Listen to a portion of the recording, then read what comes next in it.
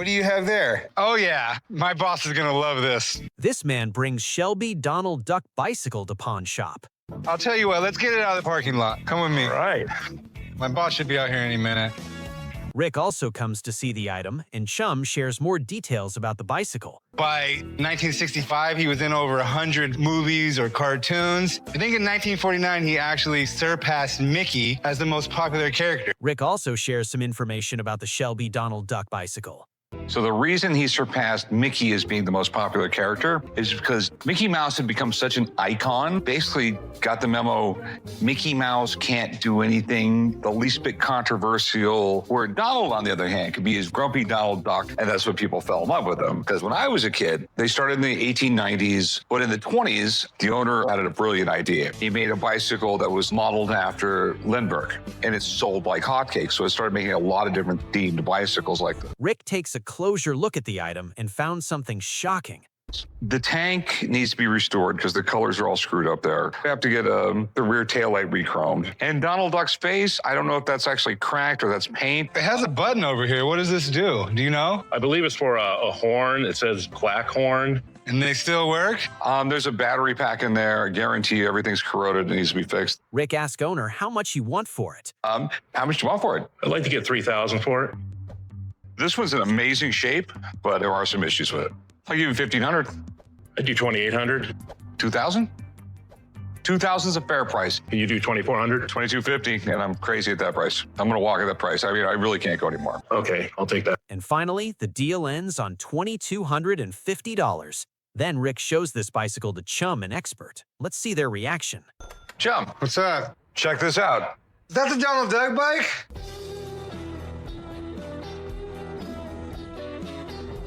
Donald Duck satisfied?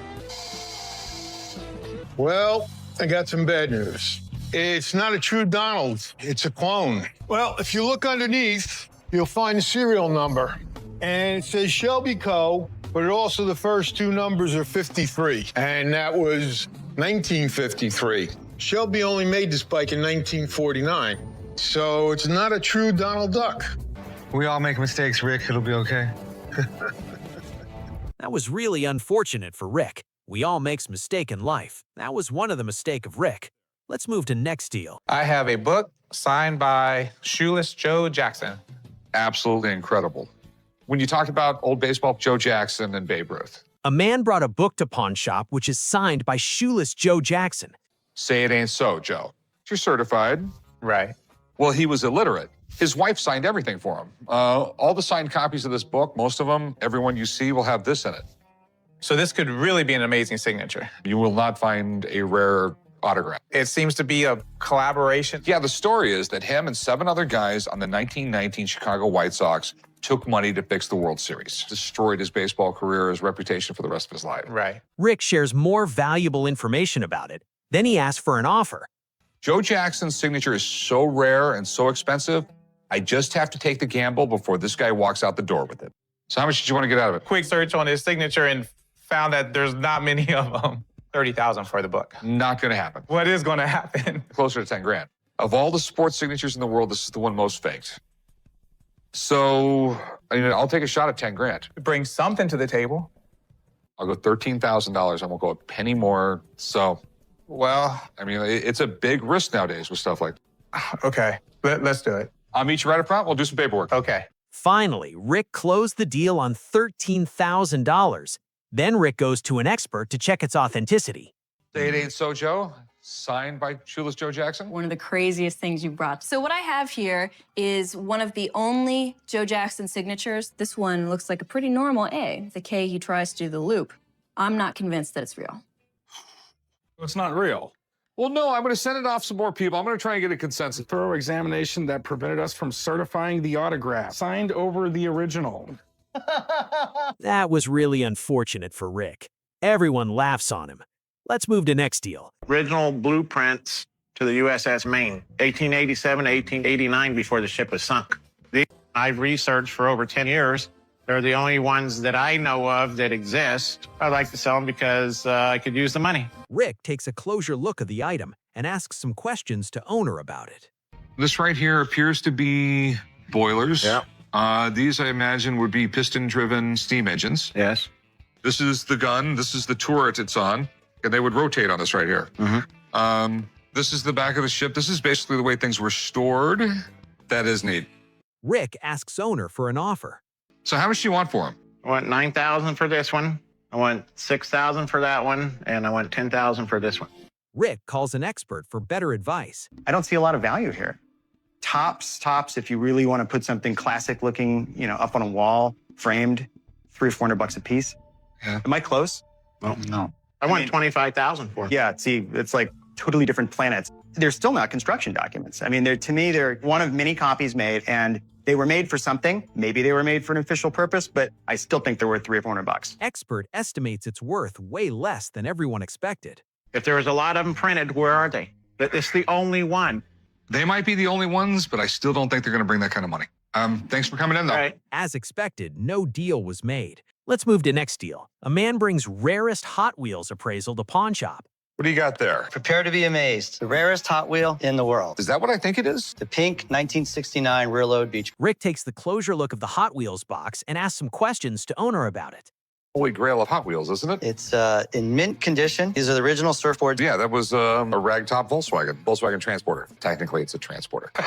Owner wants to sell this Hot Wheels for his daughter Weeding. My daughter's wedding is a little over a year from now. Maybe now's a great time to sell a Hot Wheel, raise some money for the wedding. It's one of those little tidbits of history, and generally you see in some guy's personal little museum. Rick also shares that when and how this car becomes so popular. Hot Wheels came out '68, and they got Mustang, Camaros. Every single kid in my neighborhood, we all had our Hot Wheels. All right, do you know anything about it? They actually stopped making this variety. This was never for sale to the public. That's why it's so valuable. I'm assuming if you have the Holy Grail, you have a lot more Hot Wheels. About 6,000 Hot Wheels. The fact that only a few of these were produced makes it incredibly rare. No idea what this is worth, but I know it's not going to be cheap. What do you want for it? $150,000. Let me call a friend, pretty big dealer in toys. Rick calls an expert for better advice. Hey, what's up, Rick? You supposedly know this guy? Hey, what's up, Good to Bruce? see you. How are you? All right, so this is legit. You mind if I take a closer Go look? ahead. So what are you looking for? This is a different base, early production ones. So this is definitely the prototype. Some of these two are just raw. Everything looks 100% correct. Rick asks expert to estimate its worth. So what do you think it's worth? Easily $100,000 for this car. Thank you very much. So I'm thinking 60? Nah. I'll go 65 grand. Nah, I'll go down to 140. I mean, I go as high as 70. Nah, it's just not going to do it. I guess today's not the day. Well, thanks for coming in, man. Okay. Thank you. And unfortunately, no deal was made. Let's move to next deal. Yeah, I can help you. Poetry here, written by Jimi Hendrix. You're saying Jimmy did this? Yes, sir. This man brings Jimi Hendrix poetry to pawn shop. So how'd you get this? I started working with a relative of Jimmy. I became part of the family with them, and so they gave me this poetry. It's just such a rare piece. I'd rather be in a museum. People remember him for playing the Star Spangled Banner at Woodstock with his teeth. He was a true artist, where he made a guitar sound different than anything before. Greatest rock guitar player of all time. This thing could be worth a fortune. Rick noticed something unusual and asks some questions to owner. So what does this say? Within I grace thee with wings, O lovely and true, birds of heavenly, snow and crystals. Fly, my love, as you have before. Pleasures and only steps, and this just want more. 1969. This is in awfully good shape. Did you have anything specific to this saying that it's real? No paperwork from being authenticated. I'll have someone check it out. Rick is not sure about its exact worth, so he calls an expert who estimates its worth. I'm Drew with Authentic Autographs. This is what we got. It's authentic. It's going to be very expensive. Jimi Hendrix signature is one of the most valuable rock and roll signatures there is. Well, this definitely sounds like the type of lyrics that he would write. You know, it's very esoteric. A felt tip pen. Almost all the poems or lyrics I've seen of him has been done with a ballpoint pen. The capital I has a very wiggly line for the top bar. It's not something I've seen before, and the S are just slightly different than what I'm used to seeing. The handwriting is about the same size as the signature. He would always write in cursive. I've seen a lot of different problems with it, and I can guarantee you that this is 100% not authentic. After careful checking and lots of experience, expert confirms that this item is not real. I doubt your opinion. I'm very sorry to tell you that.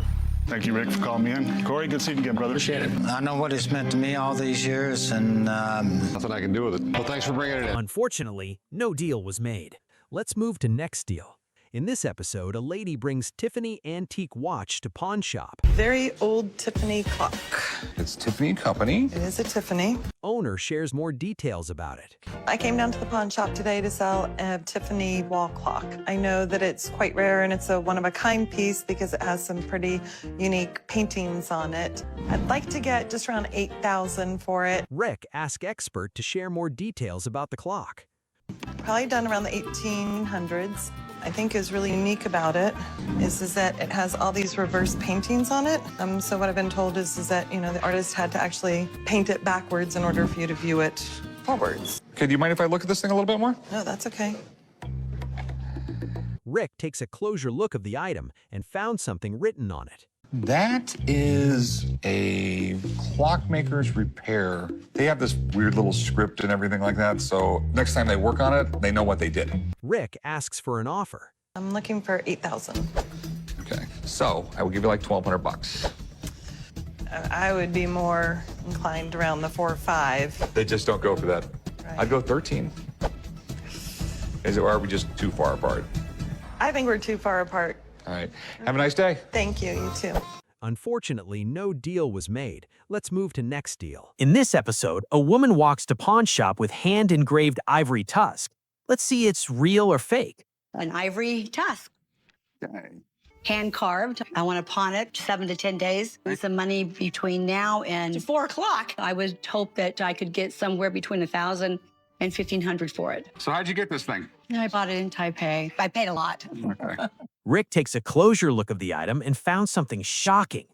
Unfortunately, it's not ivory. This is bone. It's pieced together bone, and it's made for the tourist trade. I was told it was ivory. Ivory would be a lot heavier than this. Bone is porous. Ivory is completely solid. It only took like 2 seconds to tell this wasn't ivory. They were in Asia. They went to a market. They were told they were ivory. See the panels, the way they come together like that? Well, if it was real ivory, it would just be one solid piece. Cut up pieces of bone, and they shape it around a piece of wood, and this is what you get. You can see the wood that's underneath it. I'm not really interested in buying ivory anymore. I don't like the process of getting ivory. I don't like the politics of it. I don't like anything about it. Still, Rick asked for an offer. Let's see how much owner asked for it. How much were you looking to get out? 1,000 to 15. I would loan you like $100 on this. Do a little bit better. It's not real. It's bone. Okay. It's beautiful. I don't loan on pretty. I loan on what I can sell it for. All right. Thanks a lot. Thank you. It was ivory, and years later, now I'm finding out that it's not. Very upset. Unfortunately, no deal was made. Let's move to next deal. So I'm in the middle of the desert in search of a tank for the shop's lot. Apparently, there's an authentic Sherman tank for sale. So, are we close? Almost there. That's it right there. That's the Sherman. Rick and Chum takes a closer look, then owner shares more details about the tank. Holy. The tank the guys are looking at right now is an M4A3 Sherman, the only Sherman tank in private hands that was actually used in the Pacific Theater. Real Marines jumped into during Iwo Jima. It was finally taken out of service when they hit the turret at the turret bearing. We met the gentleman who had to back it out, still alive today. When they raised the flag on Mount Suribachi, I mean, it's probably the most iconic photo of all of World War II. Owner confirms that this tank is in working condition. Well, guys, there's a major problem with this tank. It's made out of wood. You know what that's for? The Japanese had magnetic mines, sticky mines that they would run up and stick to the side of a tank. Marines had to improvise and put wood paneling on the side to protect themselves. And everything works inside? Everything works. Rick asked for an offer. How much you want for this thing? I'm looking to get $1.5 million. But we get to drive it? You can drive it and you can shoot it. The guy's asking $1.5 million. That kind of money, I'm thinking about it. But before I do anything, I'm going to have to fire it. Now it's time to see some demo. Oh.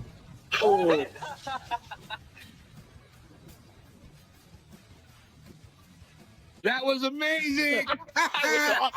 Nice job, Rick. Rick is impressed with tank condition, and he also takes expert opinion on it. What do you think, Alex? Speaks for itself. Shermans are the most desired American tank from World War II. Fires well. One that we know of that sold in the last year that wasn't documented to be at any major battle was sold for $1.2 million. So at $1.5 million, I think that's a fair price. Expert confirms that $1.5 million is fair price for this. Let's see, will Rick make a deal or not? It's amazing. It's got amazing history. Everything about it is absolutely great. But it's so out of the ballpark for me. But I really, really appreciate the day. It's been an unbelievable day. Thanks, man. Amazing day. Unfortunately, no deal was made. Let's move to next deal. Shrunken head, man. Okay. There was these tribes in the Amazon. They figured out a way to shrink people's heads. The whole purpose behind it, I guess, was to show what a tough guy you were. I mean, it looks real. It's really hard to come across an actual shrunken head. So what are you looking to get out of it? I'd like to get somewhere around $5,000 for it.